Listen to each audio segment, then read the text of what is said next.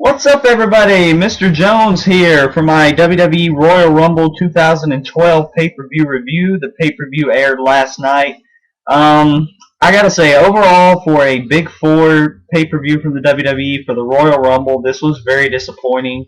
Um, the Rumble match itself ended up being pretty good, but there were just a lot of things on the undercard that were just, they just under-delivered, and I don't feel like they booked them properly, and it was just sort of felt really lackluster and like the effort really wasn't put into it. Um, you had a good match. You had a good Royal Rumble match and kind of a controversial winner, which we had that last year too. You had a good World Heavyweight Championship match to open the show. You had a couple matches on here that were just unannounced. And then you had a match that I felt like could have did a lot of great things and really could have delivered. And it was just sort of, I won't say it was a bad match. And I'm of course talking about CM Punk and Dolph Ziggler. I won't say it was a bad match, but it wasn't anywhere near the expectation level that we had going into this. And maybe that's our fault as the fans, but let me go ahead and get into my review. First, to start off the night, we had the World Heavyweight Championship match. Daniel Bryan defending against Mark Henry and the Big Show, and this was a steel cage match. This was a good way to start the show. Pretty fun opener. There wasn't anything like spectacular in here. Mark Henry didn't really do anything much. He was injured. Big Show got in some offense. Most of the match was just Daniel Bryan like running around trying to get out of the cage while Big Show was distracted with Henry. They did use the cage a little bit. I think one time Big Show slammed Bryan into it. Pretty good opener, and the end of the match comes when Daniel Bryan is hanging off the top of the steel cage. He's hanging onto Big Show's wrist, and Big Show's trying to pull him back in.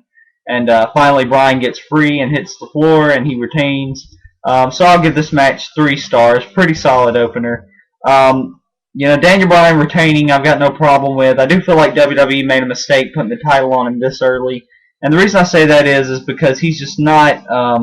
Daniel Bryan, I don't doubt his wrestling abilities. I've watched him since he was in ROH. He's one of the best wrestlers on the face of the planet. But as far as WWE goes, he is just not over with the crowd yet. He's just... I've seen some of his entrances on Monday Night Raw, and you can hear a pin drop. It's just it's quiet. So WWE, this just shows this just shows their incompetence when it comes to booking people and then putting the title on them. We've seen this so many times. They put the title on Jack Swagger when the time wasn't right, and then he had a piss poor title reign. We saw it with The Miz to an extent. You see all these guys that they just slap the title on and they aren't ready for it. Alberto Del Rio, that's another example. I've talked to some casual wrestling fans and they've said, I didn't know who Daniel Bryan was until he won the title, and that's just evidence right there that WWE needs to do a better job booking guys like that and getting them into some credible feuds before they decide to let them win the championship. But anyway, off my rant, that match gets 3 stars. The next match was a Divas match. I don't think this match was announced. It was Beth Phoenix versus Kelly, and I think they had some other girls in there with them. Honestly, I didn't really watch this match too much, but it wasn't anything special from what I've heard. I probably shouldn't rate it because I didn't really watch it, but I'll give it a 1.5 because that's just a hunch, and nobody's going to get mad at me anyway. So 1.5 for this match. Really nothing spectacular that I've heard. The next match was Kane versus John Cena. Now, this was a match that just, it had so much build-up, so much intense rivalry in it. And then it gets time for the match, and it was just bland. It was boring. It was just booked so piss poorly. The match just basically came when Cena was trying to get in offense, and Kane would stop him with a clothesline or a big boot or something. They fall a little bit outside the ring.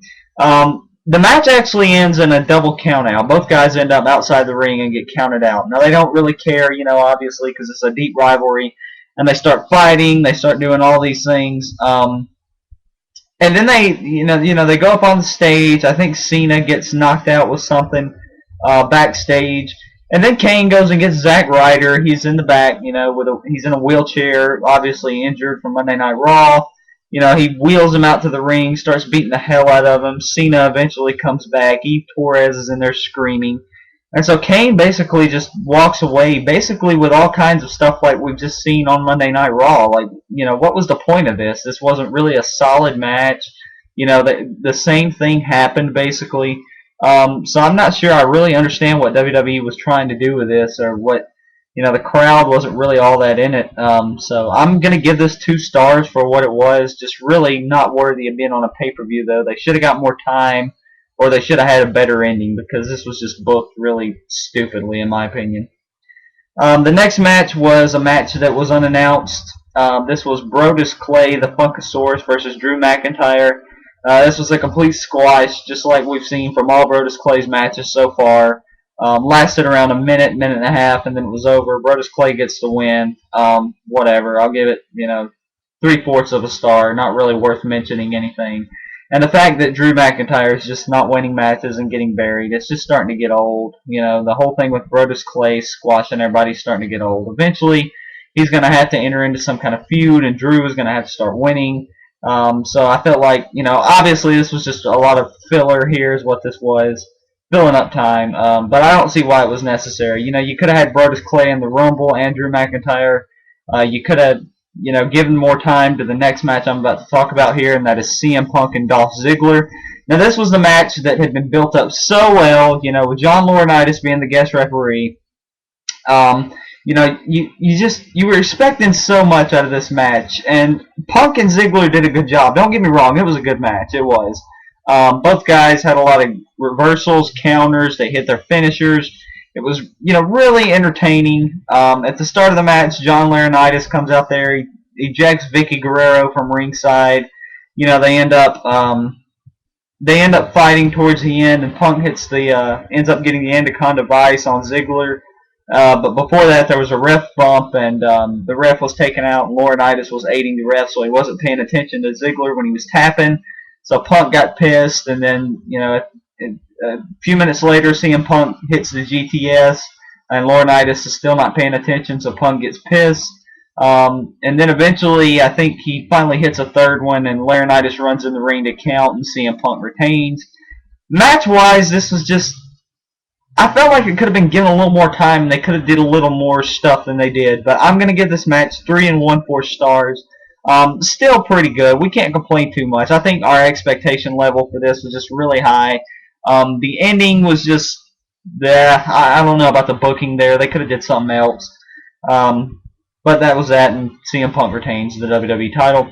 Next was the main event, the Royal Rumble match, the 30-man Royal Rumble. They abandoned the idea that I liked, which was the 40-man Royal Rumble, which they did last year. I wish they would have kept that going. But it was a 30-man Royal Rumble, and the match was pretty good. I won't say that I liked it as much as last year's. I really enjoyed last year's, but that's just me. That's just my personal preference. I know some people will enjoy this year's more. We got to see a lot of good moments in here. Mick Foley came in. He looked really good. A couple guys looked really strong throughout the whole Rumble and lasted a long time.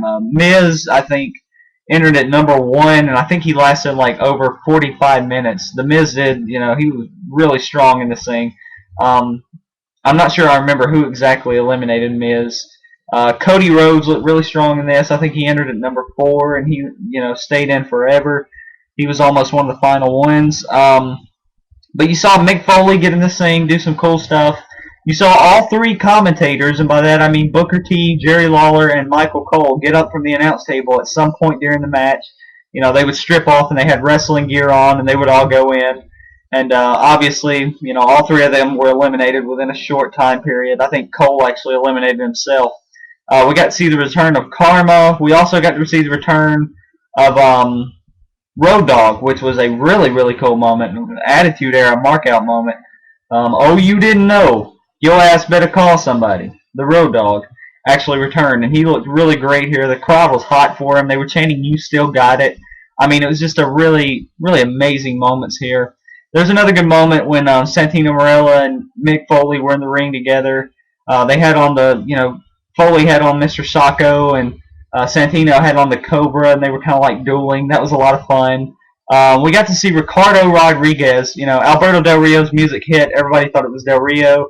And then Ricardo Rodriguez comes out there in Del Rio's gear, and he actually eliminates a couple people before he's eliminated by I think Mick Foley, but it might have been someone else. I may be wrong there. I know Foley was in the ring at the time. We got to see some other cool moments, like I said, with the Road Dogg returning. Also, the end of the match, we had the final four. It was down to Randy Orton, Big Show. Big Show entered in at number 30. We had Randy Orton, Big Show, Chris Jericho, and Sheamus for the final four in this thing. I think Big Show and Orton got eliminated at the same time, and I was thinking, wow, because a lot of people expected Randy Orton to win this thing. I thought it was a good possibility. But at that point, it was down to Sheamus and Jericho. A lot of people were thinking Jericho was going to win, and I was too. And they did some really cool stuff towards the end of this match. They wrestled a long time, almost eliminating each other. We had the one more thing I forgot to mention earlier in the match. Kofi Kingston did this insane spot. I'm sure this will be up on YouTube. You gotta look this up. It was similar to what John Morrison did last year, the little Spider-Man trick. But Kofi got thrown over the top rope, and he landed on his hands and basically crawled on his hands without either foot touching, and landed on the steps and got back in the ring. That was fucking incredible. I'm not sure if that moment's better or the one that Morrison did last year, but it was really, really cool. Anyway, back to the end of the match. The final two was Chris Jericho and Sheamus. There was one cool spot where they were both on the top rope, and they both kind of fell off and landed on the apron and caught themselves. There were several points where they do that spot, where they look like they're going over the top rope and they hold onto the rope, neither one of their feet touches. The end of the match comes when Sheamus has got Jericho on the apron, and it looks like he knocks him off, but he hangs on. And then Sheamus turns around and sees Jericho there and delivers the bro kick and knocks Jericho out. Jericho's eliminated. Sheamus wins the Rumble, and Sheamus is going to WrestleMania for either the World Heavyweight or the WWE Championship. I know a lot of people will want to see Jericho win this thing, including myself, and take on CM Punk, but obviously WWE is going to go a different route here. You never know. Punk could drop the title, and Jericho end up winning it, or Jericho end up feuding with him, and then Sheamus ultimately feuding with someone else for the same title. There's a multitude of different things that could happen here. I'm really interested to see what they're going to do with this Kane-Cena feud. Obviously, it's going to continue, but they've got to do something different and mix it up a little bit. We're tired of seeing Kane put his hand on somebody's face and smother them, especially Cena. Just, enough with that shit. Overall, this pay-per-view was just, I don't think you should go out of your way to purchase it. If you're going to watch anything, watch the Rumble match because it was really cool. The Royal Rumble match gets 4 stars, and the pay-per-view gets a 6.75 out of 10. And that is my review of the 2012 Royal Rumble. This is Mr. Jones saying peace.